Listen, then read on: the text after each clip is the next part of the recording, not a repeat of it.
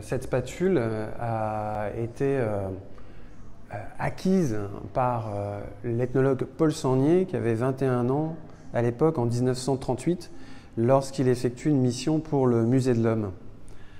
Elle est faite d'une seule pièce, donc tous les anneaux que l'on voit ici appartiennent, et l'ensemble appartiennent à une même pièce de bois qui a été sculptée et vidée très soigneusement. Elle a été sculptée par un homme qui l'a probablement offerte à une femme. Il reste à savoir si elle a servi, si c'était un objet du quotidien qui a pu permettre de préparer certaines recettes, ou bien si elle était tout simplement exposée en quelque sorte dans la maison de cette femme. Il resterait aussi à connaître le nom de l'artiste.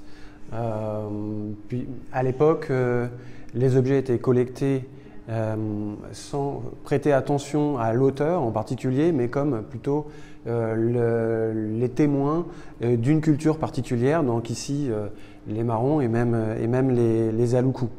À cette époque, certains ethnologues pensaient que ces cultures allaient disparaître et qu'il fallait donc collecter un ensemble des expressions de la culture matérielle de ces sociétés. Mais il s'était trompé puisque la vitalité du Tembe aujourd'hui, on en voit une petite partie dans cette exposition, n'est pas à démontrer. Aujourd'hui, des artistes qui sont présents dans cette exposition comme Carlos Adaoudé, comme Francky Amété, Café Bétian et d'autres, continue à porter le Tembe dans différents champs d'expression, que ce soit l'art contemporain ou même le design.